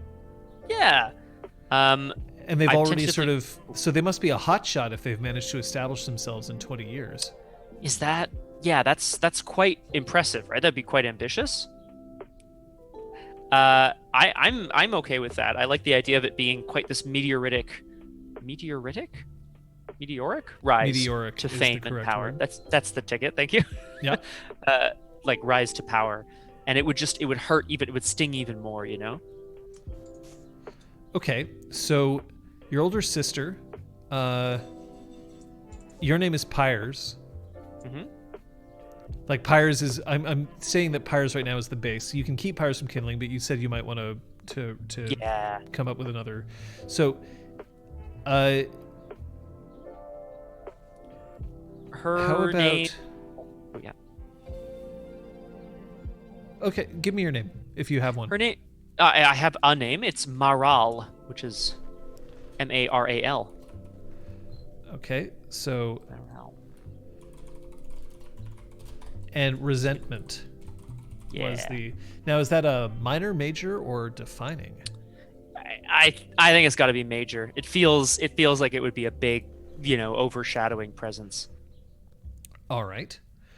So right now, what we have are ties to House Cathak, which is loyalty, and ties to your sister, Moral, who you resent.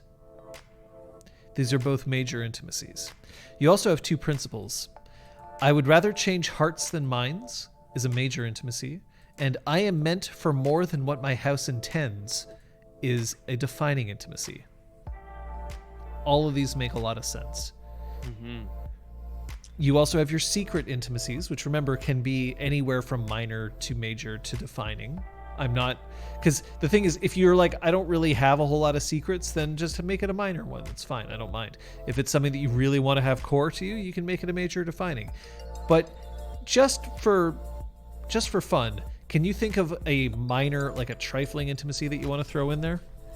Yeah, I definitely should. I'm trying to, because I feel like if this Elizabeth, guy is, I've had to play as kids.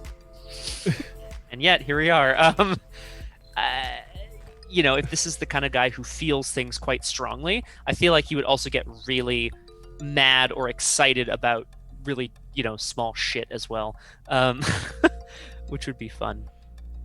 So, I'm gonna think of a nice. What kind of pisses you off? Oh, What's just something that just irritates you?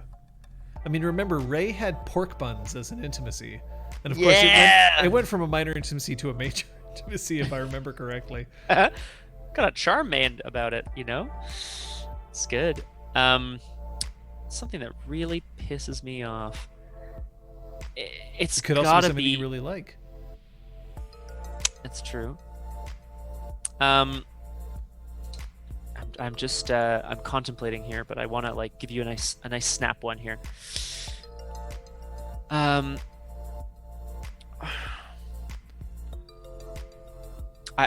venturing into the realm of something to do with not practical jokes, but just deceit. What would it be? Bullying?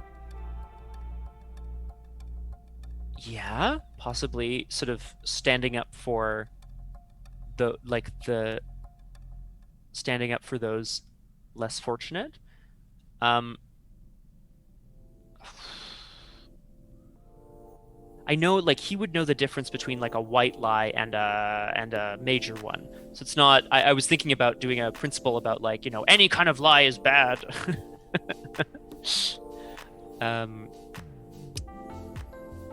So it could be, come back to you on this, yeah. It could be that you have just a minor intimacy of a dislike of lies. It doesn't have to be something that's so core to you that if you lie to me, I will hate how you. But dare you're just you. I just really don't like it when somebody tells a lie. Yeah, especially let's say like this could just kind of further the intimacy, but especially pointless ones. Like, what's the point? Says this guy. Why bother when you could be truthful instead? And then the House of Bells. Good call, Mistrich. I'm throwing that on there, John. I'm throwing on an extra tie to do with the House of Bells. And let's say a minor tie. Oh no, it wouldn't be a tie. It'd be a principal. Oh, it's a principal? Oh, is it? Oh no, because it could be a noun, right? What is it that you're like? Is it how you feel about the House of Bells? Because that's more of a tie. That's a tie. And then I was thinking about the subject of lying or lies. It's like just like lies are irksome. You cannot build a house on lies. Yeah, that's there you go. Because you can't. I mean, you could, but and there are some. You shouldn't build a house on lies. You should not. Yes, there you go. So is that what you would say? You shouldn't build a house on lies? That's what I'm going to throw in there. And again, these may or may not change. So that's going to be a minor. That's a minor. Yeah. House of Bells. We haven't really talked, John, about like how long. Fucking current Canadian theater. Fucking. Fuck. That's an inside joke for y'all's. How long have we been at the House of Bells? Have we established this yet? So because I'm not sure if we've decided. If we look at education, so a secondary school, because here's where we also may end up changing some things. So secondary schools are in general. So you start at a primary school. At age 9. And then after your 5th year, so when you're 14 is when you would graduate, and then when you're 15 is when you would start at a secondary school. And you generally would spend, I believe it's 5 years at a secondary school. So what we are going to say is that you are entering into either your 4th or your 5th year. Okay. So that makes you between the ages of 18 and 20. Now, I'm not going to be too, we're basically not, I'm not going to focus on your age. Just know that you are above 18, just for the sake of things. And yes, I realize that in an Exalted universe, age of consent can be whatever it wants. I also don't necessarily have a problem with people who are younger than the age of 18 getting it on. But in terms of what we're doing here for this stream, you are of an age that it is considered totally acceptable to get involved in shenanigans. So you are essentially either a senior in American high school, which remember is more than what Quebec does, or you are at the beginning of your college life or towards the end of your college life. So you're in that kind of like late adolescence, early adulthood. Should I assume, and sorry, this is a separate question, but it's going to influence, intimacies at some point. Should I assume that I would then know the other two PCs, like that we would have known each other for a few years? It depends. It sort of depends on what their what they want their backgrounds to be. Remember that these schools are large. So, so gotta watch the optics. So yeah, I'll just. So Real Brick Wall also has it. Make them adults or shenanigans don't violate Twitch TOS. Essentially, yeah. That's basically what we're going for. While Twitch doesn't necessarily frown on all mature content, we don't want to run the risk of them saying that you are engaging in behavior that is not correct. So that's what we're seeing here. For some reason, I see secondary schools for their own being more based on merit than age. It would be more interesting, in my opinion, to have a late bloomer, so to speak, starting secondary school a year or two older than what is average. That's true, and I believe that there's also the chance, because it is very rare, but it can happen, that somebody exalts a little bit later, in which case they may end up being shunted into a secondary school, because you don't keep somebody who is a prince of the earth away from that sort of education. So that is sort of like that kind of thing. Yeah, school ages and restrictions are strange in the States, and Twitch is based in the United States, So, despite not being American, we will follow their rules. And I believe I kind of agree with Kate and with you here. I would like it that at the least you are aware of each other. So yes, you have been in school for a little while, but in the House of Bells, you are also sorted into barracks.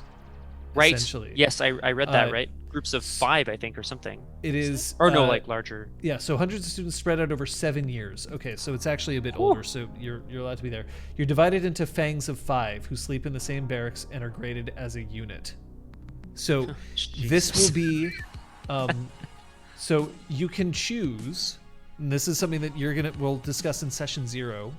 You can choose whether you want to have always been in the same fang, or whether you have been transferred or moved into a fang together at this point. There are a couple of different reasons for that to happen. It could be that maybe somebody in your fang graduates, like if they're not all the same age. Right.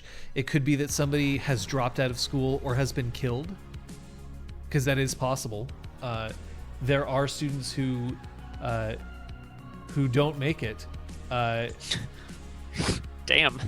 Yeah, that's actually specifically mentioned in here that in the book. I don't remember exactly where, but there are students who do not survive. I mean, it is military training accidents happen all the time, but it's just also you're exalted, and being exalted is a thing. So sometimes shit happens. Yeah. So you will be in the same fang. Okay. Cool. But yeah, we're just gonna figure out between us. On episode 0. Yeah. Exactly. If we are playing this role, what is the subject of your lore ability? Damn it. No, it's true. Sorry, I just having played a lore supernal. I didn't even think about that. Seriously, I sure did. I took personally. So I'll explain my reasoning briefly to Requiem. I took lore 1 because I figured I had a good basis in realm history and realm warfare, or sort of House Cathak history.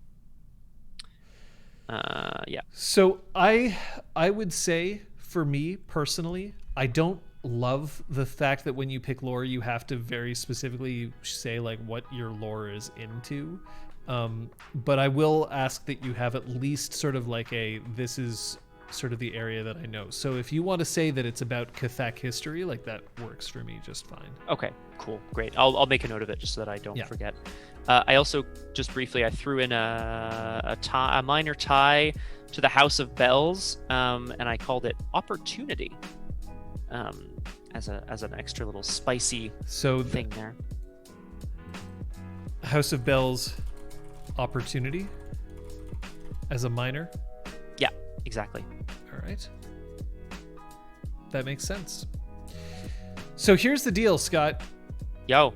Looking at your character, I'm gonna remove from kindling. We'll keep pyres. We can add from kindling back in, but just because we'll have a look here. Totally cool.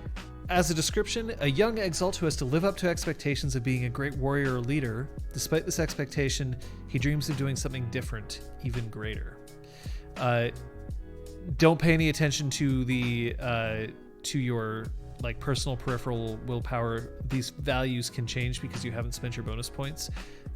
Your abilities also may change because you haven't spent your bonus points, and depending on the charms you choose, you may want to increase some anyway. So you've got some defined strengths in presence and melee, which is definitely an interesting route to go. You also have definite strengths in charisma and appearance, and some less. You're less capable in manipulation, perception, and intelligence, but no less so than any normal person would. Okay. You haven't picked your specialties, but that's okay. In terms of your merits, you have spent 2 you've spent 2 bonus points on merit so far. You have well-bred, fast reflexes, quick draw, resources, influence in House Cathak, and an artifact, which are your short diclaves. We'll get into what those are, and remember that you can take evocations as some of your starting charms if you wish. We haven't actually looked at your combat pools. In terms of your social pools, you have a guile of 2, so it's a little lower, but your resolve is 3, which is decent. Your read intentions is 3, and remember that your appearance is 5, which is excellent. In terms of your intimacies, you have I am meant for more than what my house intends as your defining intimacy. I would rather change hearts than minds.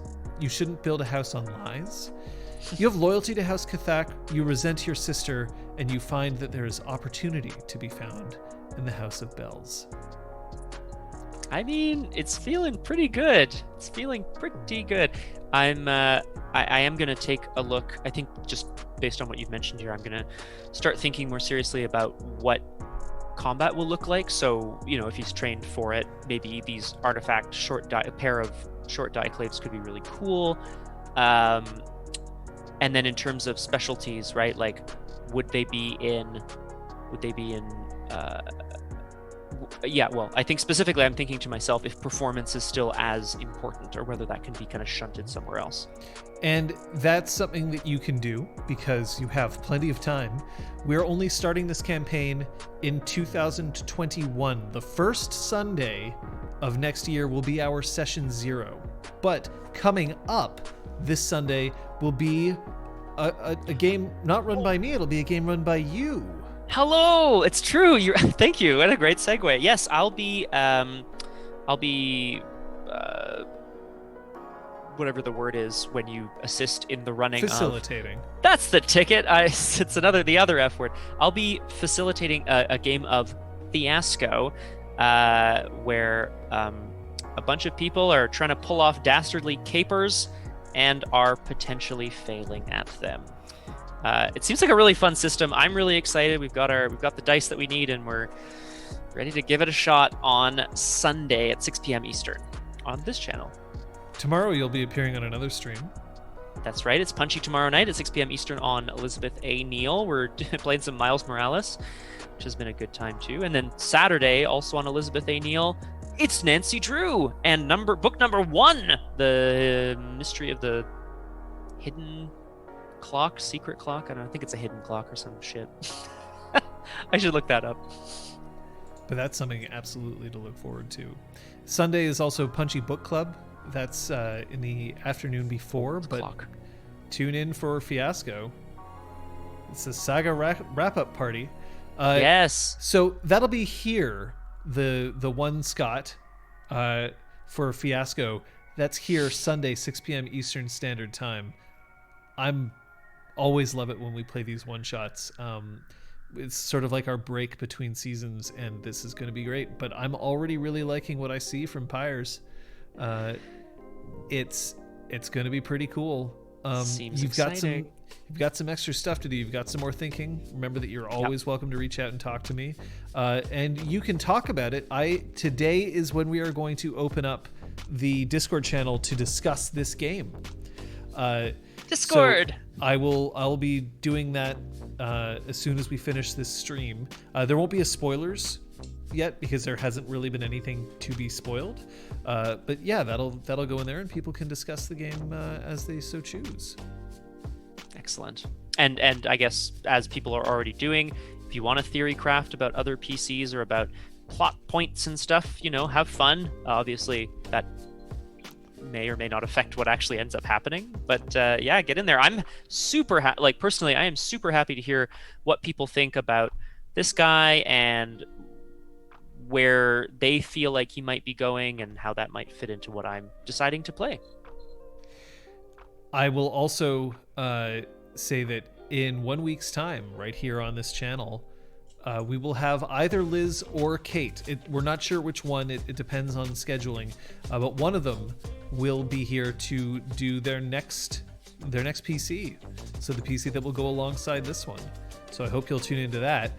Throughout the week, there are other streams that happen. Tuesdays, Scott is currently streaming as Scatimius The first. That's God right. Emperor. Why are you the first? Like, people don't generally style themselves the first if they're like a nascent civilization. That's like inviting there to be a second. Well, this is the thing, right? But he's hoping that if there is a second, that it's just a future version of him, that they can kind of like glom together and work together. First and second, side by side, you know? And that's a Civilization 6 game. It is you know what? It was going shit, and now it's going okay. So we're having a blast. Yeah. Wednesday, if you missed it on my channel, was my first scrub check. I was challenged to 100% Untitled Goose Game in the time of one stream, which is essentially 2 hours. I was proven a scrub. I did not make it. I did not have enough time to complete the go fast missions, but I did manage to complete all main and all hidden tasks. I got scrub checked, and I also was forced to dab once, and it created disaster. One of the possible scrub checks that was suggested in the future, Scott, was that you would pick Netrunner decks for the two of us to play, and that I would have to win at least a certain amount over the course of 2 hours. So we'll see what the next one is. But if you have any challenges for me, you can throw that into my channel on the Discord. And the Discord is probably the best place to reach us. But that's it for now for RPG Clinic Hours. Thank you for tuning in. It's really appreciated. Special thanks, of course, to our 3 mods, the Crosshair, Aragorn, and Real Brick Wall. Nice. Yes. Thanks, guys. Go. I was just saying thank you to everybody, and thank you to John. I had a fabulous time building a character. Oh, it's fun, and there's more to come. See you next time.